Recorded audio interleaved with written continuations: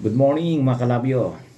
Ngayon po ay February 10, 2025. Ako po nung dumating dito ay February 10, 1993. Kaya nagpapasalamat po ako kay Lord at 32 taon na po na OFW si Kalabyo. 32 taon na nangangamuhan. Laing hawak ay walis at basahan. Yun ho ang tunay na buhay bilang isang OFW. At sa loob ng 32 taon siguro, pwedeng sabihin ng iba na marami ng pera dahil matagal na. Hindi ho. Bago ko ho nabayaran yung aking 250,000 noon, 10%.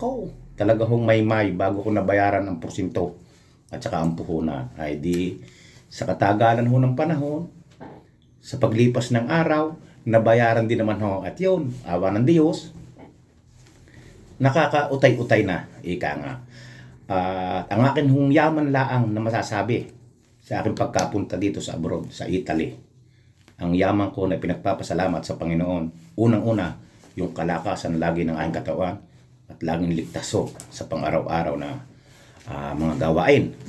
At higit sa lahat, ang yaman ni Kalabyo ay ang aking mag-ina.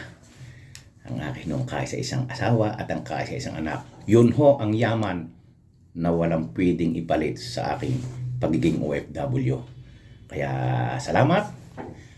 At isa pa ho, ang yaman ko na pwede kong ipagmalaki, yung aking maraming kaibigan dito sa Italy. Sa loob ng 32 taon, napakarami kong nakilala, napakarami kong kaibigan. At pasensya na ho, baka meron din nagagalit sa akin. Normal lamang ho tayo, hindi tayo perfecto. Kaya gayon lamang po ang buhay. Salamat kay Lord.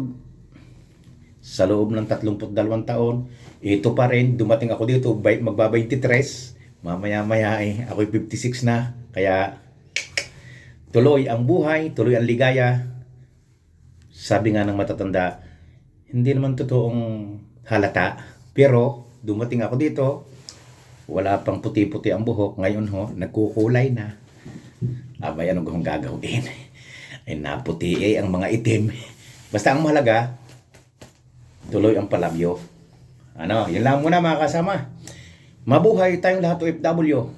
Pasalamat tayo kay Lord sa pang-araw-araw na ibinibigay niya sa atin. Sa mga ipinagkakaloob niya. Salamat sa mga pagsubok na minsan dumadaan sa atin bilang OFW. Salamat at lahat ay ating nakakayanan, nalalampasan. Basta,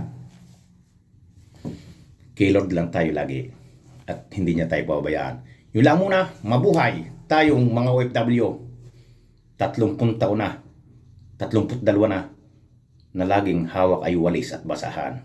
Yan ang aking buhay. Ciao, ciao!